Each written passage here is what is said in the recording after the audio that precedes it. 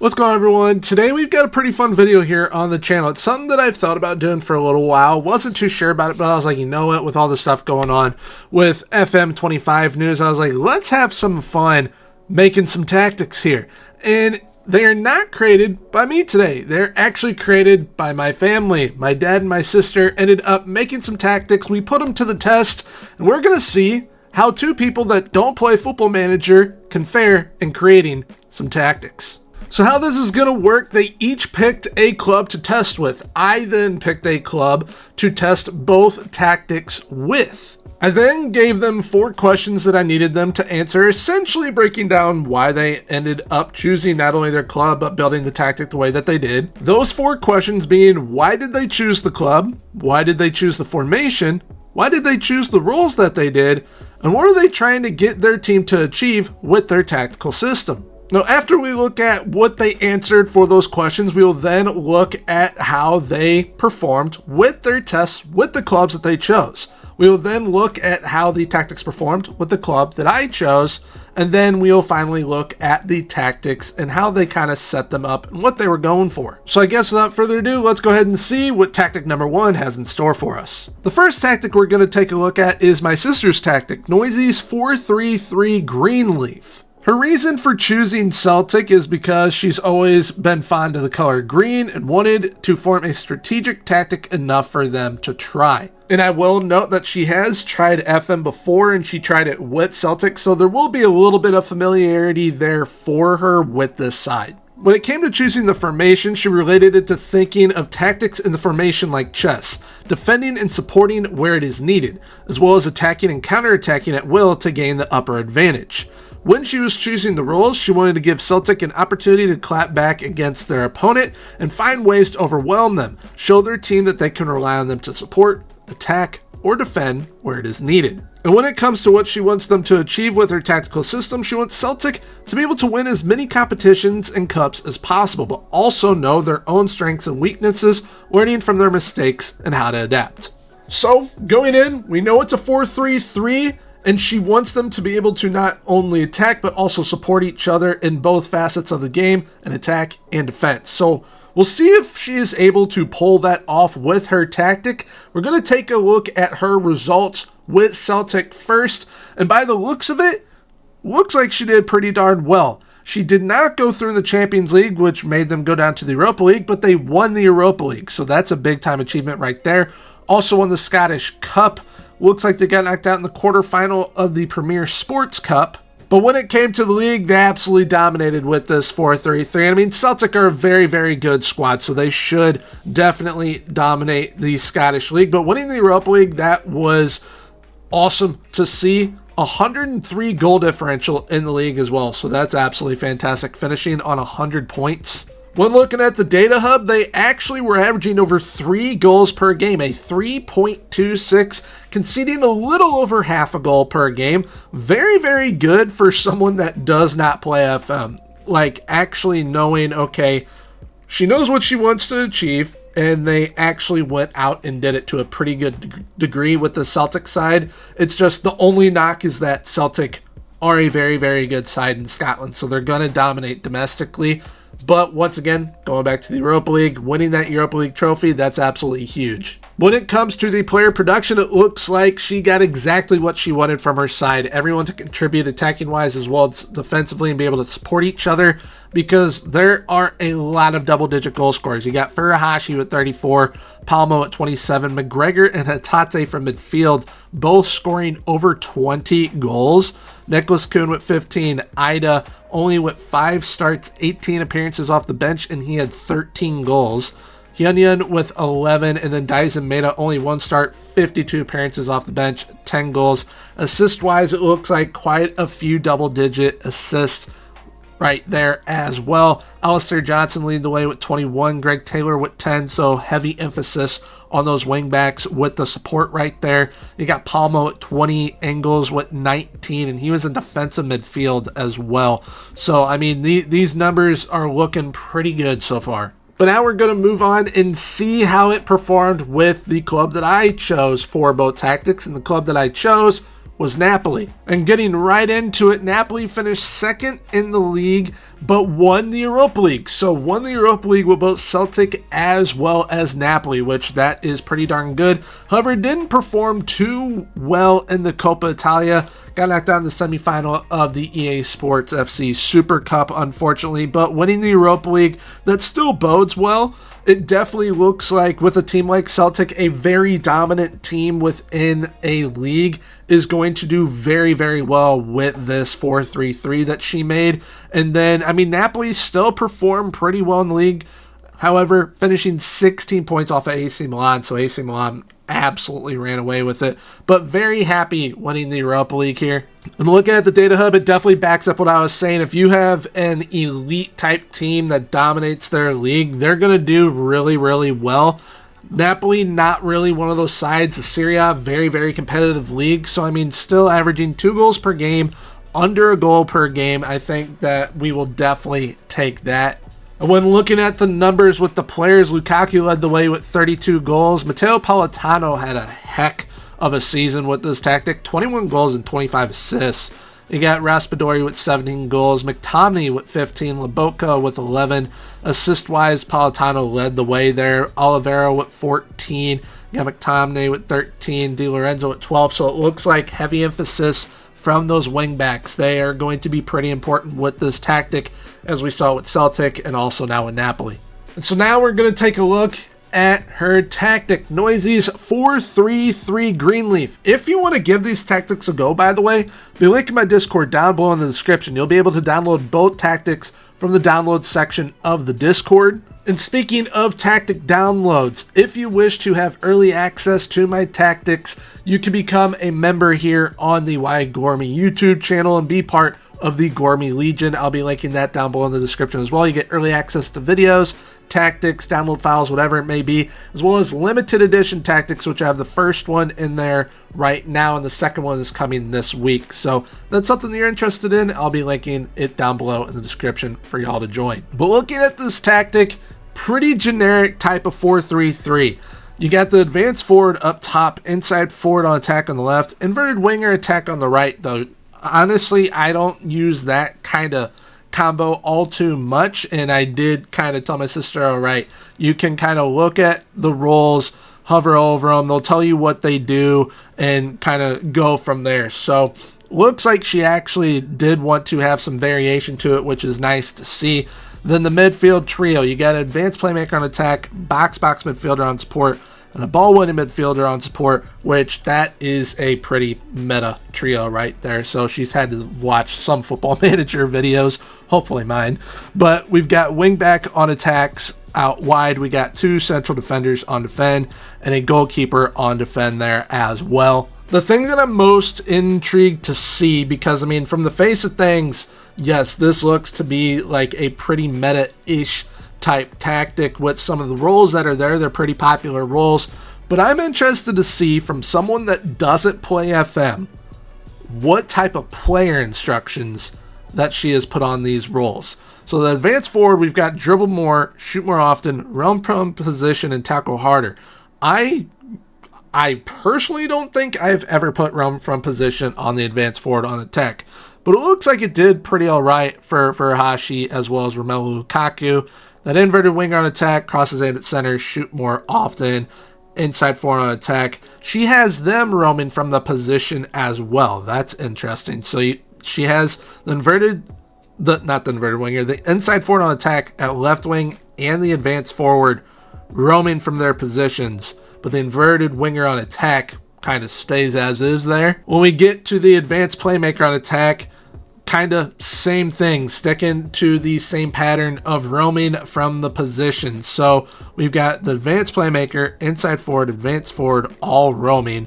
Box-box midfielder, kind of seen, so that's why they were so offensive. Okay, so she's got them shooting more often, and it looks like it worked pretty darn well. Also, that ball-win midfielder, just dribble more. We got those wingbacks on attack. The wingback on attack on the left looks to kind of be pretty consistent, keeping that width, being a playmaker. Same thing on the right. Actually, no, something changed. All right, so she had the left wing back on attack stay wider, the right wing back on attack tackle harder. Then we've got the central defenders on defend, taking fewer risks and easing off tackles. Okay, so she had some roles tackling harder, but then when it came to the central defenders, the center backs, she wanted them to take fewer risks and ease off tackles, and it's the same on both of them as well.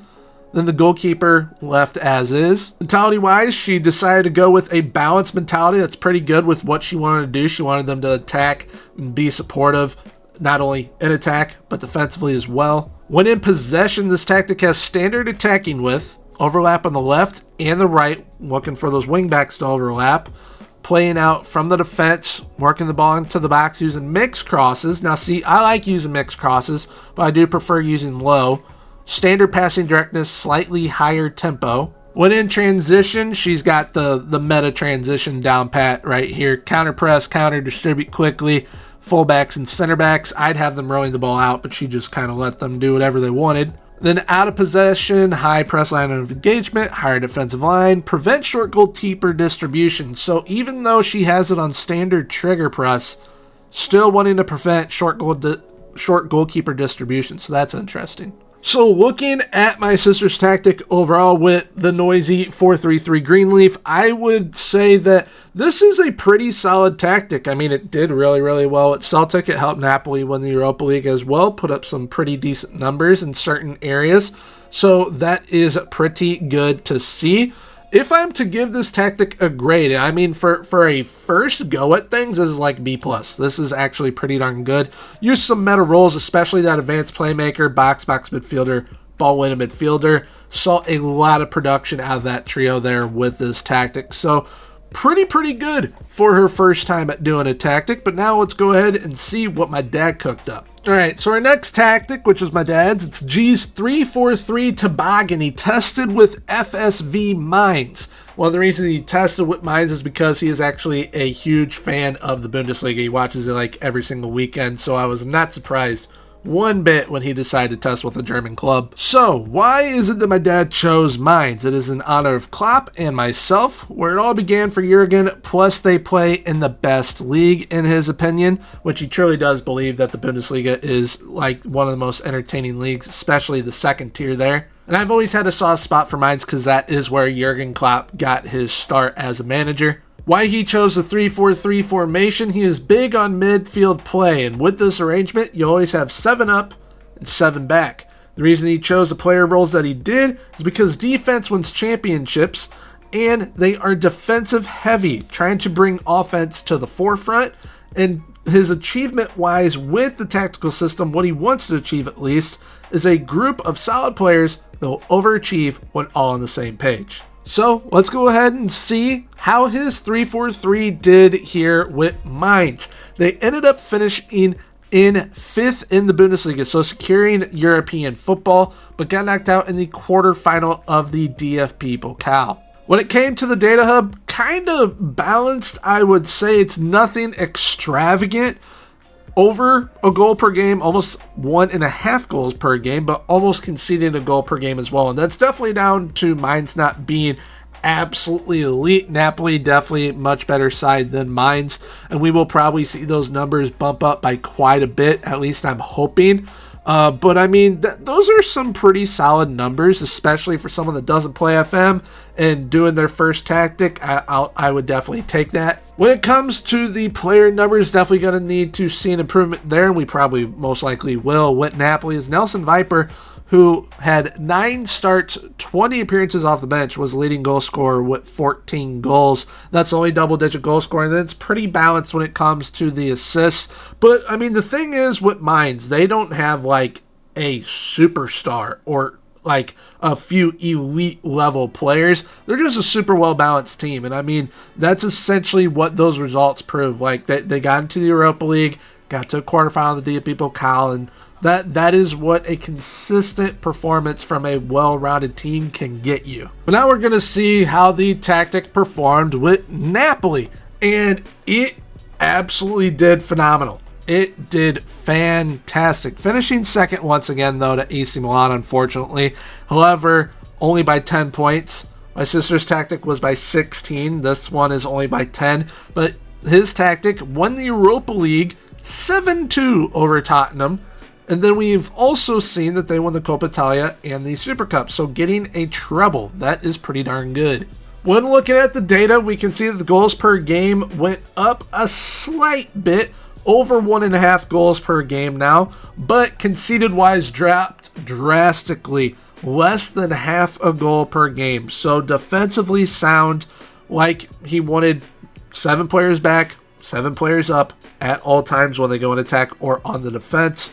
And I mean, they did exactly what they needed to do, conceding under half a goal per game, getting as many goals as they can as well along the way. And when looking at the player production, that front three, very, very good. 42 goals from Romelu Lukaku, 17 from both Politano and Raspadori as well. When it came to the assists, same thing there. Raspadori and Politano leading the way with the assists, 15 and 13 from the both of them. But now we are going to take a look at the tactic itself. And once again, if you wish to download these tactics, I'll be linking my Discord down below in the description. You can download it from the download section of the Discord, or feel free to just copy these tactics on over yourself if you wish to give them a go, especially if you're on console, because you guys can't download tactics, unfortunately.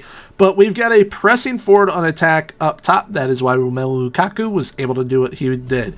I am most definitely certain about that. We've got 2 inside forwards on attack. We got 2 wingbacks on support, deep line playmaker on support, ball winning midfielder on support, flat back 3 of central defenders on defend, and a goalkeeper on defend. Now, when looking at this tactic, if it were me, I would have had a Segundo Volante instead of a deep line playmaker on support. I like the Segundo Volante way more, but it did its job. So definitely happy with that for this tactic. But we're going to start looking at the instructions on the pressing forward on attack. We got dribble more and shoot more often. So definitely way more kind of laid back than what my sister was doing with her instructions. Inside forward on attack, crosses aimed at center, shoot more often. It's the same thing on the other winger as well. When we get to those wingbacks at support, crossing more often, crossing from that byline, crosses aimed at center, dribble more, stay wider. That's kind of the meta setup for wingbacks. However, they didn't really hit the heights that they did on the 4-3-3, and I'm definitely going to think that that is down to them being on support rather than on attack. Then we've got the deep line playmaker on support, just with dribble more. You got ball win midfielder on support with dribble more. Then we've got the central defenders on defend. No tackle hard or anything, just stay wider on the left as well as the right. And the central one was left as is, meaning that goalkeeper on defend also left as is. Once again, mentality-wise, this tactic played with a balanced mentality. When in possession, fairly narrow attacking width. We play out from the defense, not looking for overlaps and or underlaps, not focusing down left or through the middle. Then we've got whipped crosses in the final third. Whipped crosses, that is pretty interesting. I used to use it like if I was doing like a 4-4-2 in a save, but using the whipped crosses, that can be pretty fun to utilize. Not going to score a ridiculous amount of goals from them, but definitely a fun option to use. Working that ball into the box, slightly more direct passing, which that probably played into it a bit with the lower goal scoring numbers, I'd say. Way more direct football in FM tends to lead to that. Then you've got higher tempo. So when in transition, once again, kind of those meta instructions, kind of press, counter, distribute quickly to the center backs, rolling the ball out, kind of staying safe right there, making sure that there aren't any mistakes. Once out of possession, we've got a high press line of engagement and a much higher defensive line, trying to keep them a little bit compact. So that definitely hits home with trying to make sure that there are 7 players up, 7 players back at all times. Then we've got much more often trigger press and to get stuck in as well. So being that my sister wanted them to, her side at least, with her tactic, to be a little bit safer. My dad's definitely going the more aggressive route with being way more pressing and getting stuck in as well. So he doesn't mind a yellow card or 2, I suppose. All right, so to wrap things up with my dad's tactic, G's 3-4-3 toboggan, very solid, I'd say. With the Minds test, it really allowed them to overachieve, get to the Europa League, did get to a quarterfinal as well in the DFB Pokal, but not like super extravagant numbers. So it's going to allow you to have a pretty balanced experience with those mid-table, lower table type sides. Try and like kind of build up to where you want to be, I suppose. But then you have the Napoli test, which blew me away with what I thought they were going to do, winning the Europa League, Coppa Italia, Super Cup as well. Missing out on the league, of course, is unfortunate. Both tactics ended up missing out to AC Milan both times as well, which is pretty annoying. But I mean, with the 3-4-3 with Napoli, performed very, very well. That front three, the inside forwards with the pressing forward on attack, that's a pretty good trio that I think I need to try in the future. I usually do inside forwards on attack with advanced forward, but that trio, pretty darn good. But I mean, overall with this tactic, pretty happy with how it performed with someone doing their first tactic with FM. I would say, based upon how it did with Napoli, I'm going to give this an A-. It did pretty well. A lot of the play with this tactic is how I like my 3-4-3s to be as well. So maybe a little bit of bias with that, being that it kind of aligned with how I like my 3-4-3s to be. But I mean, overall, between the two tactics, both of them performed pretty darn well. All right, so there we have it for today's video. Hope you guys did enjoy. Might do something like this again in the future, but rating your guys' tactics. So if that is something y'all would be interested in, let me know down in the comments below. Let me know which tactic you would prefer to use as well down in the comments below. And if you wish to give these tactics a go for yourself, if you wish to download them, once again, I'll be linking my Discord down below in the description. It's where you can download the tactics from within the download section of the Discord. If you have enjoyed today's video, please feel free to leave a like, comment, and subscribe. Subscribing is 100% free, so want to hit that sub button. Right now on screen will be popping up some of my more recent videos here on the channel if you guys wish to give them a watch. Until next time, everyone, have a good one. Bye-bye.